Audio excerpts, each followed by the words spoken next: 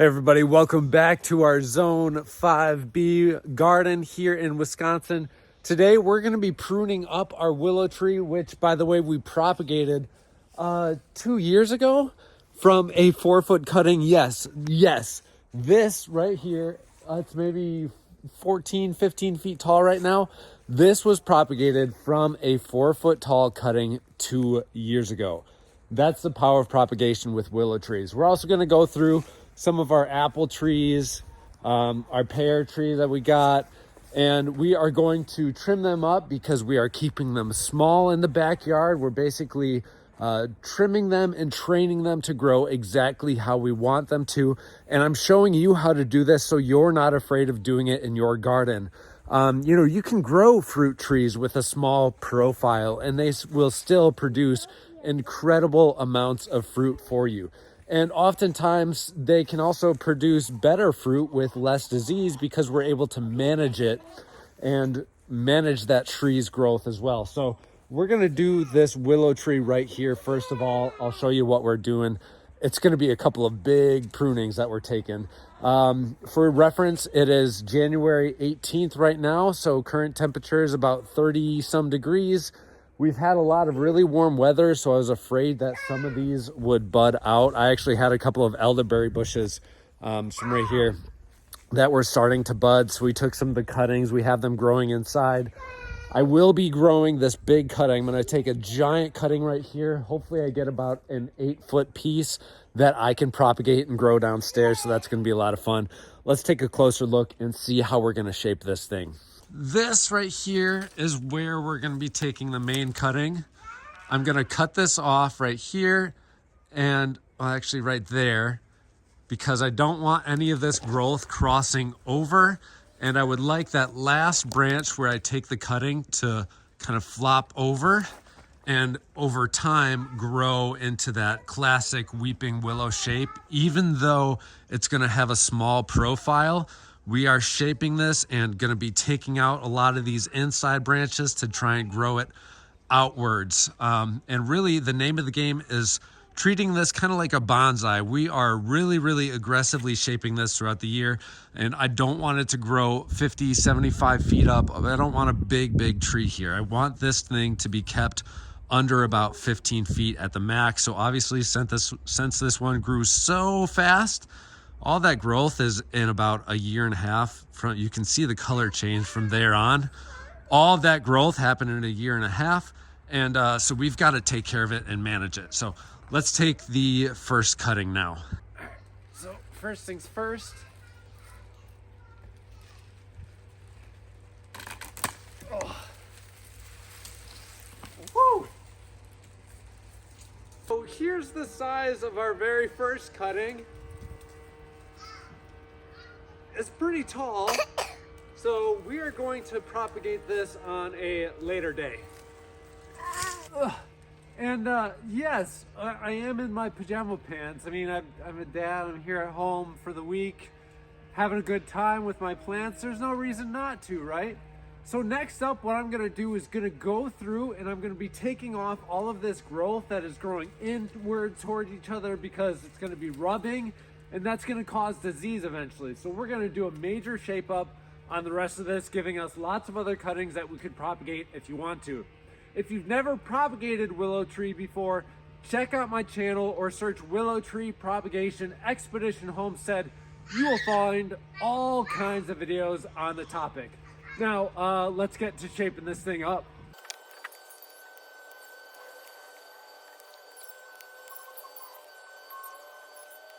When pruning these, if you see there's a little bit of a crown around there and then we have the branch coming out, we don't want to cut into that crown. We want to be a little bit farther out. What that allows is I forgot what the layer is called. There's a layer in here that needs to heal up. If we cut into that, it's not going to heal and will introduce disease to your plant. But because we cut a little bit farther out from that crown, that layer can heal and we'll be good to go. Boop. All right, just like that. That's what we're looking for. If we cut into this, no good. I'm going to be cutting anything that's doubling back into the plant. And then on my tines that I'm growing out horizontally, I also want to get rid of any growth that's going upwards, because again, I want to slowly shape this thing over time to be a nice, beautiful bonsai for me.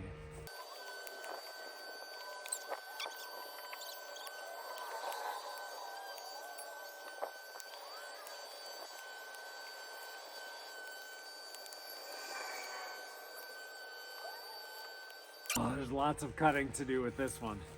We're getting there though. I show you from my perspective. We're working our way along over here. We got most of this done, most of that there. I'm trying to develop a couple of different platforms here as we grow. So we've got one right here going out, one right there going out, one right here going out, and then the same thing on this other side. All of them are going to be opening up into this vase type of shape. So that's what we're going for. I'm gonna get in a little bit deeper and get all this other stuff going, and then I will show you what it looks like at the end. In case you're wondering what we're doing with all the tarps and stuff, well, this whole area back here was grass last summer. I got a bunch of wood chips dumped in the whole area, and then I've been filling it in with leaves. So all the leaves from our yard went into here. Chickens are tilling it all up, turning that into soil. And this is going to be a big flower area. So all back over here, still in the process of killing the weeds and filling in some holes back over here. Again, with all material that we get from the gardens, from the trees that the leaves fall, and then mulch from the grass clippings as well. So all of this stuff, so much organic input gets turned into the garden and turns into beautiful soil.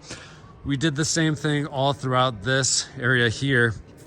And so really what that turns into is this beautiful mycorrhizal rich soil, which provides a great base for everything to grow in. Eventually I will be getting rid of the raised garden beds because they're just there for aesthetics purpose. Otherwise, once you build a good soil, it's just so much better to grow in ground. You're going to use a lot less water. The beds will also heat up quicker being directly in ground because of Earth's temperature compared to the raised beds.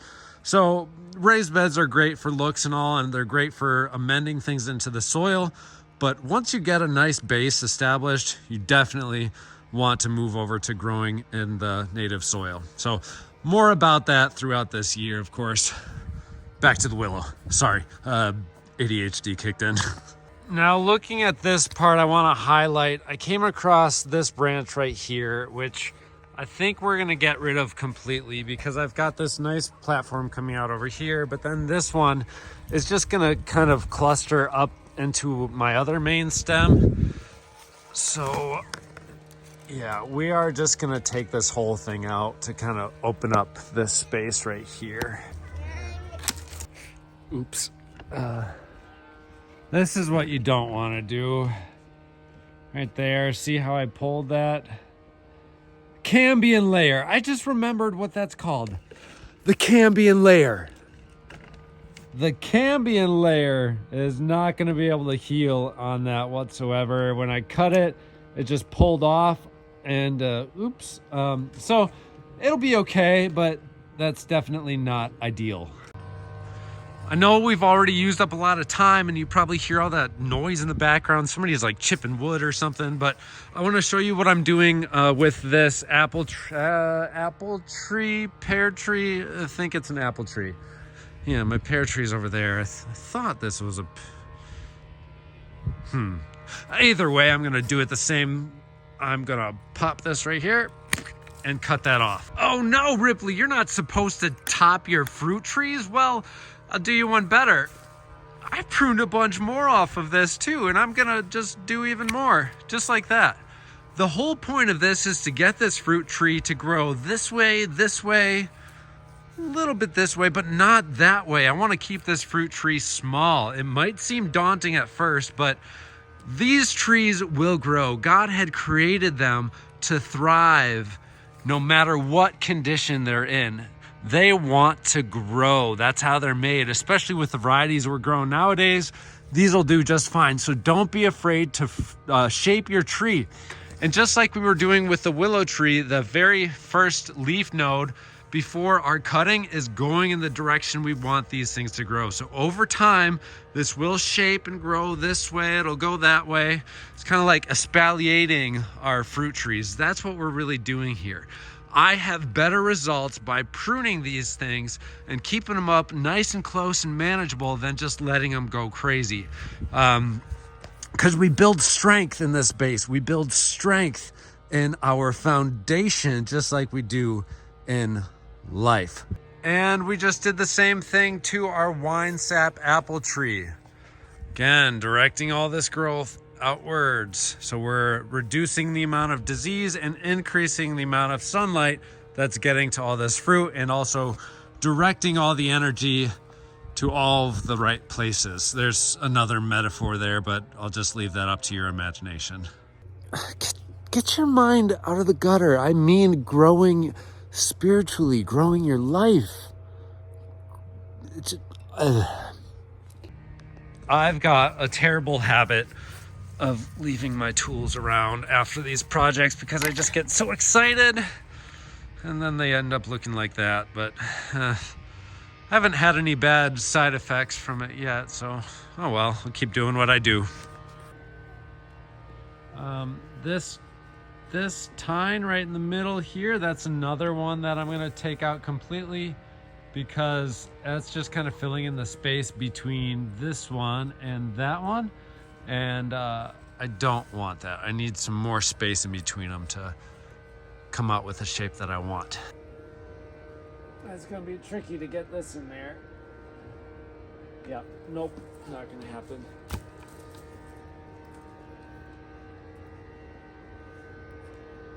Okay, sorry, little damage there. It's shaping up. We're almost there. We've got about 25% of it left to go. It is starting to look great. When I'm pruning these ones here, so I've got this main branch and then I've got these offshoots where I'm creating these layers. I'm taking the cutting right where I have a leaf set that's pointing downwards. That way any growth that comes from there is going in the direction that I want it to instead of up.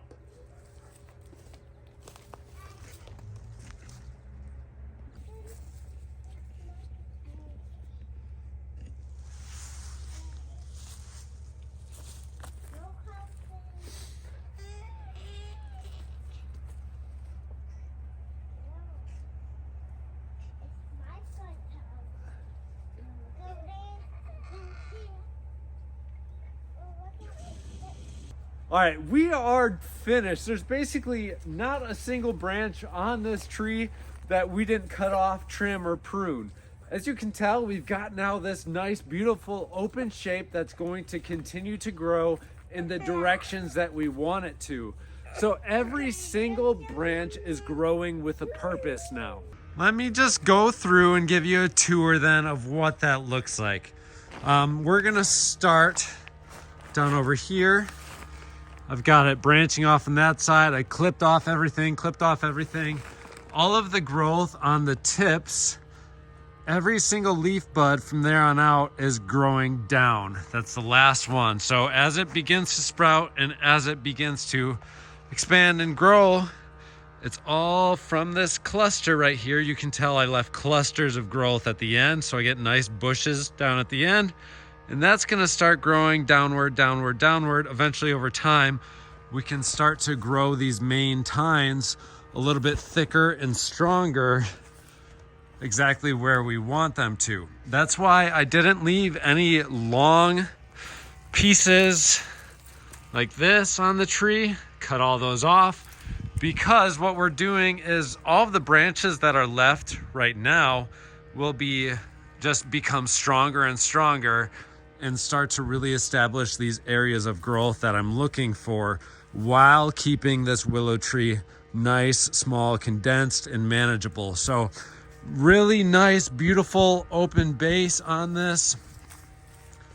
Great structure so far. Over time, this is going to develop into a gorgeous tree. I'm sure you're going to be excited to see just how fast this thing grows every single season. Stay tuned on the channel because Woo! Willow trees. Some of my favorite things to grow, along with elderberries and fruit trees.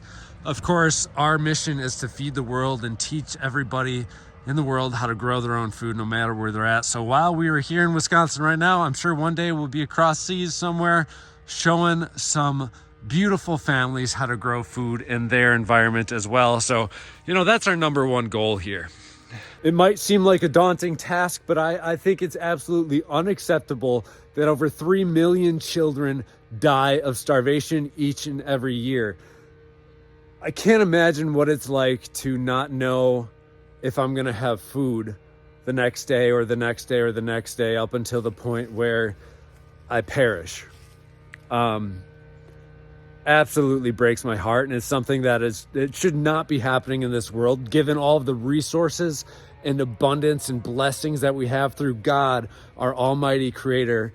But thanks to evil and thanks to greed of this world, thanks to the monetary system that we've created, that is why people are starving to this day. So thank you all so much for your continued support. If that sounds like a mission that you would like to stand behind, continue to watch our videos. If you got some stuff that you have to buy on Amazon, I got links down in the description below for all of your gardening needs. I really, really appreciate it so much.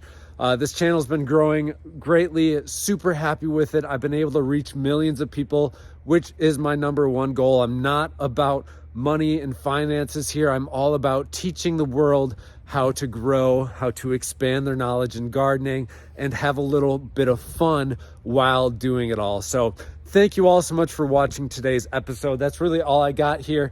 I will be propagating this down in my basement. I'm gonna stick this bad boy in a bucket of water right now and give you a couple of videos coming up on that. So willow trees are quite an incredible plant, and you are quite the incredible viewer as well. Take care, guys. Have a beautiful gardening adventure, and we'll see you in the next one.